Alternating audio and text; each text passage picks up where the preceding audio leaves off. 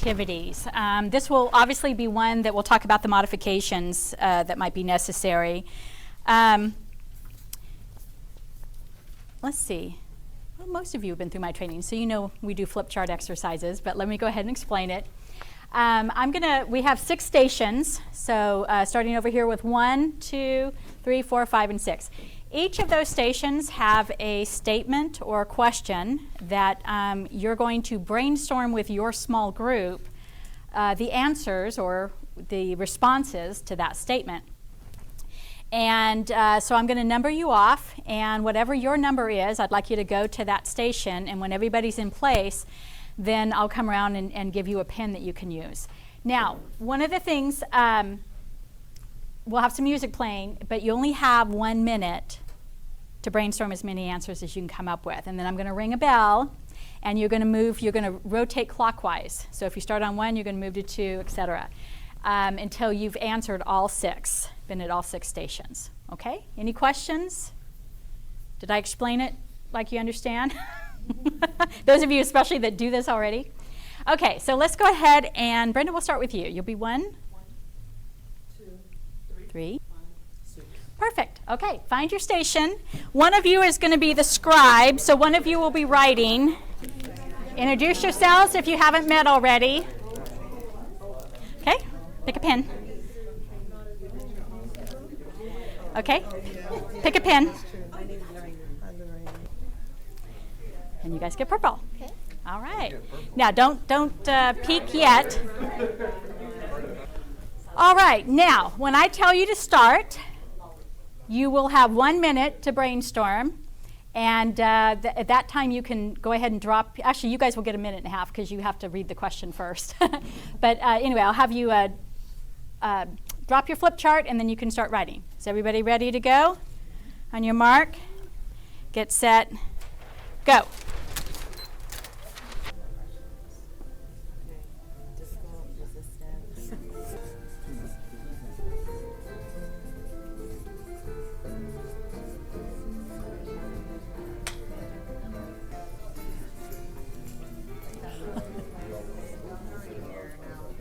Okay, time to stop.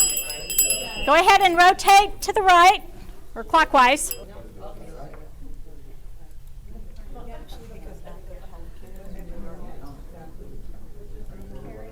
Well, was it helpful to think about some of these questions and things that we don't really give a lot of attention to?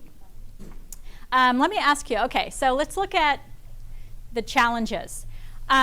There's a couple of ways that you can use these flip charts. One is what I call teaching to the flip chart. So it's actually, going over the specific answers and asking questions. Let's take the client one, for example. Describe the client you work with, your impressions. And I see descriptions like difficult, frustrated, resistant, determined, confused, broken, diverse background, cultural. So you have a lot of great descriptions here. Bless you. But let me ask you, with these clients that you work with, do you think any of them are somebody's brother or sister? Okay. Maybe somebody's father or mother? Okay. When we look at them through the lens of being broken people in need of healing and change and all that, can that be tempered with looking at them as people not much different than we are? That they're in relationship with somebody? That they mean something to somebody else? And the reason I ask that is because it helps us when we're evaluating and working with them, especially when they become difficult and resistant. It helps us to humanize them a little bit more rather than pathologize them. And yet this is generally where our mind goes, isn't it? Is we kind of pathologize them. I know when, as a probation officer, I developed the first adult gang caseload in Kern County. And I remember one time looking at this big old guy in this Pendleton and scary looking, and I remember just thinking, you were somebody's 2-year-old little boy. What happened to you? And it completely changed the way I interacted with that caseload. Not that I wasn't still holding them accountable and wasn't still, monitoring their behaviors, but it did change my inner attitude toward working with them. And so I would encourage you, especially because there's going to be times you're going to get somebody in your group who's really done something very heinous, and it will be very difficult. All these things will apply. But when you start to look at them as they were once a little boy or a little girl, what was it? What happened in their life? What happened to you? When we talk about trauma-informed services, and on the back of that handout I gave you, it talks about some of the trauma-informed from SAMHSA. One of the things we want to consider is, rather than what's wrong with you, it's what's happened to you. What has gone on in your life that has put you in this position where you're making these kind of choices and you're engaging these kind of behaviors? Because we need to address the behaviors, we need to address their choices, but we certainly want to look at what has happened to you. Look at them as a person. Look at them as somebody that we would want working with our family member, for example, that we know just kind of got off the track a little bit but needs to get back on. Any thoughts or questions on that? I spend a lot of time at the end of my group talking about, and I think we wrote it up there, these people are really resourceful and valuable. They just are lost. They just use it in the wrong way sometimes. And I talk about that a little bit, because a lot of them will complain like, man, I can't get to my class. I don't have the money, and I don't have a ride. I don't have this. And I tell them, well, look, just think about it this way. If somebody called you from Shafter and they had some real good crystal, man, I bet you'd come up with something real quick and be over there in 30 minutes. And they say, yeah, you're right, Mr. Sosa. And I said, yeah, you just got to use those ideas in the right way to do what you need to do. Very good. And that's correcting that thinking, those thinking errors, that they can't do something when in fact, they've been able to do a lot of things, given the right motivation. And that's part of our job as a facilitator, is to help with that motivation. How do we motivate them to want to make those changes? So very good. I like that, the resourceful. And I see the red group also acknowledge that. Any other thoughts or questions on this? Yes, Juan. It's just really interesting when we talk about identity, and one of the questions that we talk to our clients all the time is to ask them to answer the question of who are you? Yes. And they'll say a name. It's like, well, that's your name, but that's not who you are. But you brought up a good point in saying they are sons, they are brothers, they are fathers. But even they themselves have forgotten that they are a son, that they are a father, that they are a brother, Right. because of all these other titles that they've been given. And so to redirect them to remember, no, you are a son, Yes. Or you are a brother. That's great. Yeah, it's that relationship connection. Very good. Yeah, just to piggyback, that was a good way to humanize it. I worked for about 6 months with sex offenders. Uh-huh. And out of a class of 25, 20 of them were sex offenders. And so to be able to look past, the file and everything that they've done, and be able to see Right. those things that the way you just said it right now a moment ago, that was somebody's son. That was a 2-year-old, boy at one time. And it kind of brought clarity, and it's not an easy task for everyone to take to work with that population, but Right. They were some of the best students I've ever had, So, just finding. But you had the attitude of wanting to work with them and wanting to affect some change. And I think, that's really a question we have to ask ourselves, and as agency providers, ask the people we're hiring. Are you just doing time, getting a paycheck, or do you really want to make change? Because we can, as long as your internal motivation is to help people make a change and improve their lives, we can teach you the skills. It's having that desire to want to help.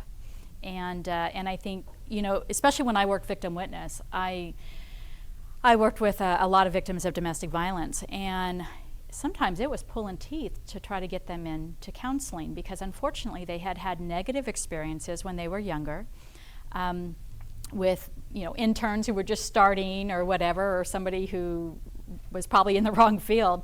And unfortunately, here they are now really desperately in need of counseling, and they're refusing to go because they had such a bad experience. So I think it's important for us to evaluate ourselves. One of the classes I teach on is vicarious trauma and burnout. It's important to recognize that. You may have that internal desire, but if you're burning out, you're not good to yourself, you're not good to the clients you're working with. And that's important for, agencies as well, to recognize that in your staff and redirect and move them into some other areas, get them some opportunities to kind of move on and move past that. So, because it can happen, and what happens is when we start going into burnout, that's what the clients start becoming, are kind of burdensome, and so I think when we're looking at them, and I appreciate that you guys are recognizing that could be a really valuable point. And like you said, Juan, so many of them, they are labeled. They are the crime that they've done. I'm the burglar, I'm the drug addict, I'm the murderer. And what we do does not define who we are. It's something we've done, but it doesn't define who we are. So we, even when we look at our own language, are we working with batterers, or are we working with people who have committed domestic violence and are now ordered to a class? Sometimes it's a lot more words, and I'm the first one to raise my hand saying I get sloppy and I just throw the label out there because we all know what we're talking about. But we do want to be careful, especially with our clients, that we are not labeling them in that sense. Okay, so another technique you can use is to actually have a person from each group share the answers that were given on the flip charts. What I just did, by teaching to it, it means I take the information and I start giving you more information, challenging you to think in a different way, or looking at maybe there were things on that list that I wanted to bring to your attention. And if what these provide an opportunity for, and this is part of the adult learning, is to bring in their life experience.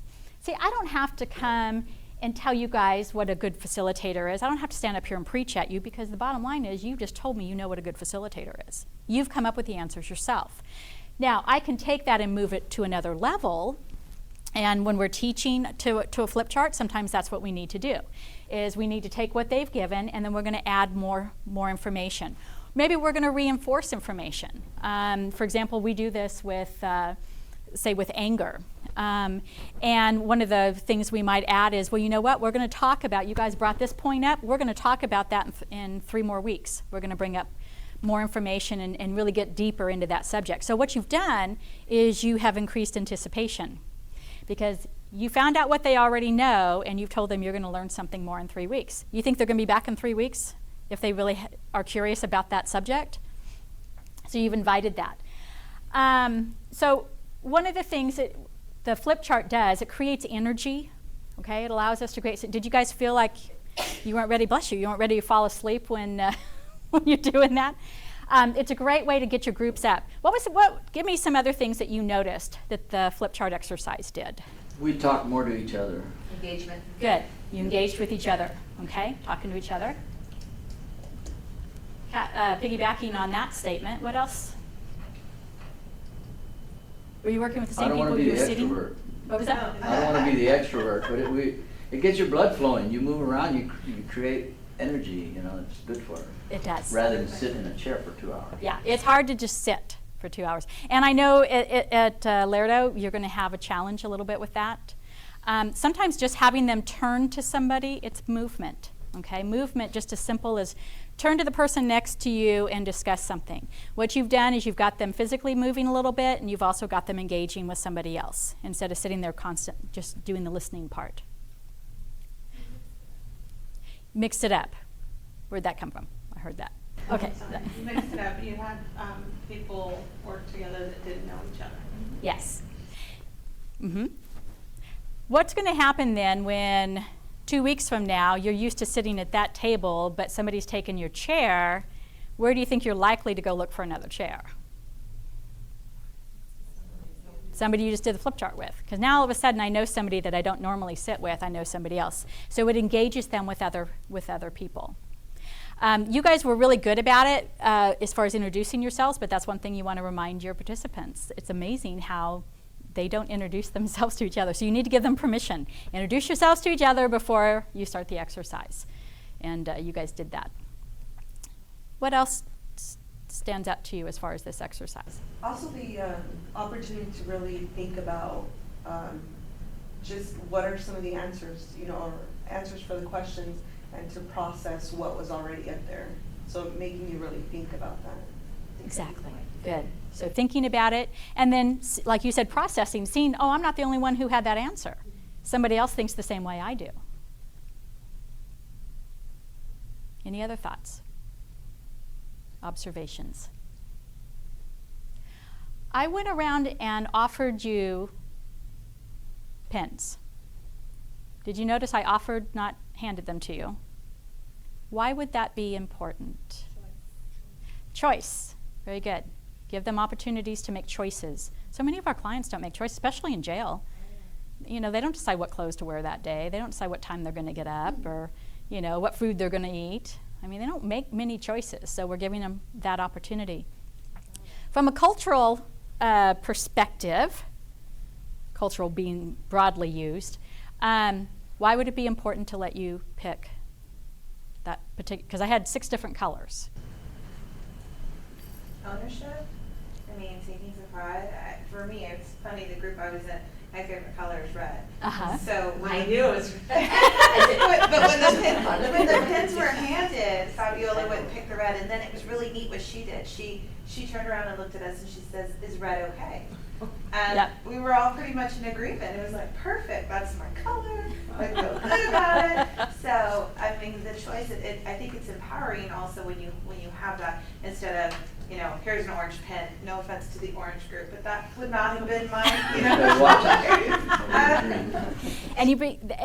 You brought up 2 really good points. And one, about asking, whenever you see, one of the things we want to do in our groups is encourage pro-social behavior. So if you see that happening in your group, you want to take that opportunity, that quick second to say, wow, that was really thoughtful of you to ask the group what they wanted. You want to reinforce that kind of behavior because for many of them, they don't think about that. They just grab. It's all about them.